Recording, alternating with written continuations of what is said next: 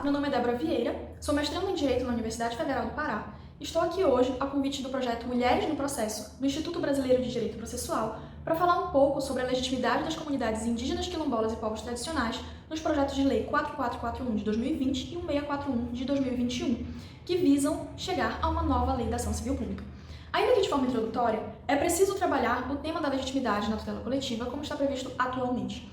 A legitimidade ativa está disposta nos artigos 5º da LACP e 82 do CDC, limitando a alguns órgãos e entes a legitimidade para atuação na tutela coletiva, de tal forma que o nosso ordenamento jurídico considerou algumas instituições públicas ou privadas como as aptas a veicular os interesses da coletividade em juízo e substituí-la processualmente. Em um contexto de tramitação de 3 projetos de lei para uma nova lei da ação civil pública, é necessário repensar alguns dogmas sob pena de retrocesso. Um deles é certamente a legitimidade. No que se refere à legitimidade das comunidades indígenas, o artigo 6º, inciso 6º do PL 4441 de 2020 e o artigo 7º, inciso 9º do PL 1641 de 2021 prevêem a legitimidade para a atuação na tutela coletiva das comunidades indígenas.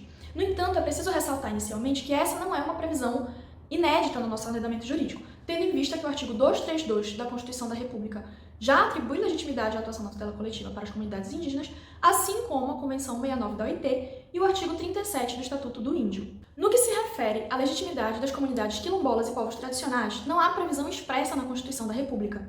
Entretanto, o artigo 68 do DCT dispõe que, aos remanescentes das comunidades quilombolas que estejam ocupando as suas terras, deve ser reconhecida a propriedade definitiva, devendo o Estado emitir-lhe os títulos.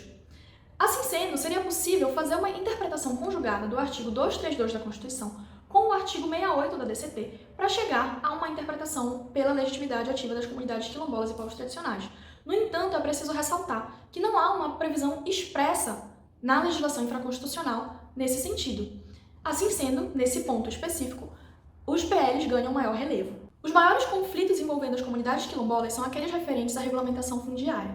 E para cumprir o artigo 68 da DCT, é necessário que a comunidade quilombola seja reconhecida enquanto tal, o que ocorre por meio de um processo administrativo que tramita perante a Fundação Cultural Palmares.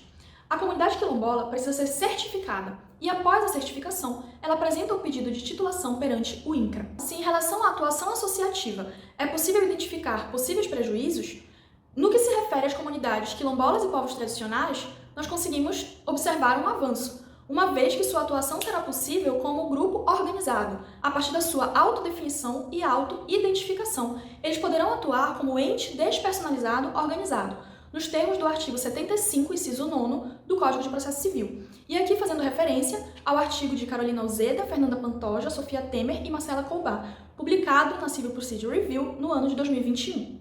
A visão da justiça como instância de discussão de políticas públicas vem sendo amplamente debatida pelos estudiosos da tutela coletiva. É necessário pensar no processo como a possibilidade de levantar discussões capazes de mudar a realidade, a partir de pressões, exigências sociais, políticas e estímulos. Nesse sentido, a atribuição de legitimidade às comunidades indígenas, quilombolas e povos tradicionais representa a conquista da voz, de modo que essas comunidades possam diretamente veicular os seus próprios interesses. O processo, ao olhar para a perspectiva dos direitos coletivos, ampliando a voz dos grupos tradicionalmente excluídos, atribuindo a eles legitimidade, mostra que persegue o seu objetivo sociopolítico.